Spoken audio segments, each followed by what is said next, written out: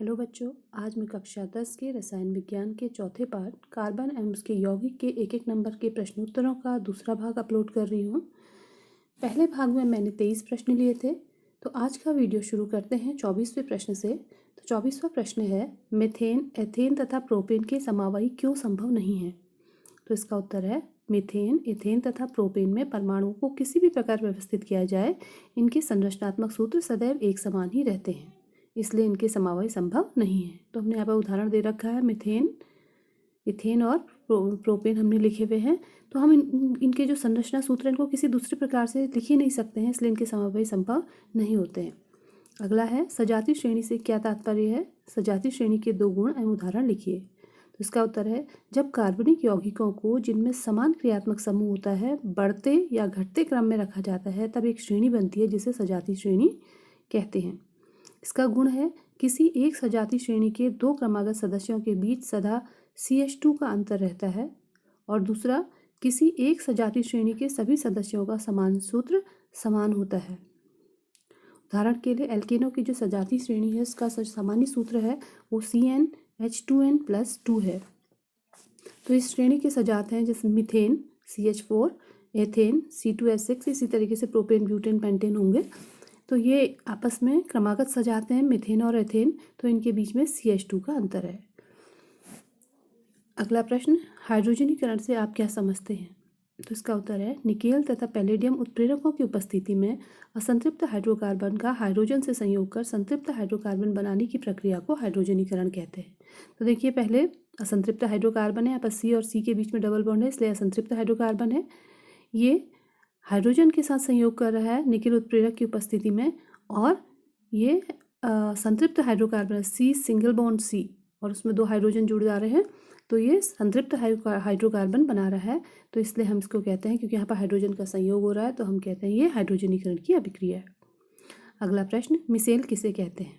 तो इसका उत्तर है, साबुन तथा अपमार्जक में एक लंबी हाइड्रोकार्बन पूंछ और एक आयनिक सिरा होता है। जब साबुन या अपमार्जक जल में घुल जाते हैं तो इनके अणु परस्पर एकत्र होकर गुच्छों का रूप धारण कर लेते हैं। इनको मिशेल कहते हैं। इसमें पूंछ आंतरिक हिस्से में होती है, जैसे तेली गंदगी अगर को पकड़ती है, और आयनिक सिरा गुच्छे की सतह पर होता है, यानी पानी की ओर को होता है। अगला प्रश्न, मीथेन की इलेक्ट्रॉन बिंदु संरचना बनाइए। तो मीथेन का जो अणुसूत्र होता है CH4 होता है, तो उसमें कार्बन के 4 संयोजकता इलेक्ट्रॉन हैं, तो वो 4 हाइड्रोजन से संयोग कर लेते हैं और CH4 बनाते हैं। तो इसकी जो इलेक्ट्रॉन बिंदु संरचना है वो इस तरीके से बनती है। अगला प्रश्न, एथाइन का अणुसूत्र, संरचना सूत्र व इलेक्ट्रॉन बिंदु संरचना बनाइए। तो एथाइन का अणुसूत्र है C2H2।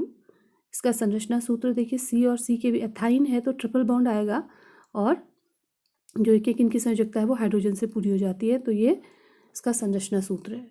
और इसकी इलेक्ट्रॉन बिंदु जो संरचना है वो नीचे बना रखी है हमने। उसमें देखिए, इसके कार्बन कार्बन के बीच में ट्रिपल बॉन्ड है, तो वहाँ पर 3-3 इलेक्ट्रॉनों की साझेदारी हो रही है, और एक एक इलेक्ट्रॉनों की साझेदारी ये हाइड्रोजन के साथ कर ले रहे हैं। तो इसका इलेक्ट्रॉन बिंदु संरचना इस तरीके से बनती है।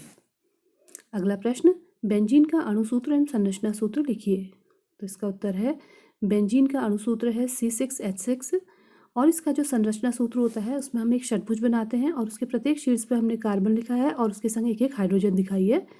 बाकी जो इनकी संयोजकता है वो डबल बॉन्ड से पूरी कर रहे हैं हम। इसकी एक भुजा में देखिए आप, डबल बॉन्ड है, फिर छोटा है, फिर डबल बॉन्ड, यानी हर एक भुजा छोड़ करके एक भुजा में इसका डबल बॉन्ड है। ये इसकी संयोजकता को पूरा कर रहा है। आप इसको गिनेंगे तो इससे इसकी संयोजकताएँ पूरी हो जाती हैं। तो इस तरीके से बेंजीन का संरचना सूत्र बनता है। अगला है, उत्प्रेरक क्या हैं। तो इसका उत्तर है, उत्प्रेरक वे पदार्थ हैं जो किसी रासायनिक अभिक्रिया के होने अथवा इसकी दर बढ़ाने के कारक होते हैं, परंतु इनकी उपस्थिति से स्वयं अभिक्रिया पर कोई प्रभाव नहीं पड़ता है। अगला प्रश्न, साबुन क्या होते हैं।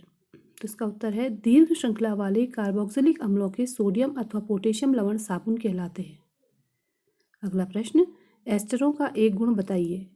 इसका उत्तर है, एस्टर की गंध फलों के समान होती है। अगला प्रश्न, साइक्लोहेक्सेन का अणुसूत्र एवं संरचना सूत्र लिखिए। तो इसका उत्तर है, साइक्लोहेक्सेन का अणुसूत्र है C6H12। तो साइक्लोहेक्सेन का जो संरचना सूत्र है इसमें भी हम एक षटभुज बनाते हैं, और इसके प्रत्येक जो इसका शीर्ष है, हर भुजा की जो शीर्ष है इसमें इन 6 शीर्षों में हम 6 कार्बन लिखते हैं और उसके संग हर कार्बन के संग 2-2 हाइड्रोजन जुड़ी है जो इसकी संयोजकता को पूर्ण कर रही है। तो हम इस तरीके से साइक्लोहेक्सेन का संरचनात्मक सूत्र बनाते हैं। तो इस पार्ट के लगभग एक एक नंबर के सभी प्रश्न मैंने इन वीडियो में लिए हैं। आशा करती हूँ ये आपके लिए बहुत हेल्पफुल होंगे। आप इनको अपनी कॉपी में नोट करके याद करिएगा। Thank you.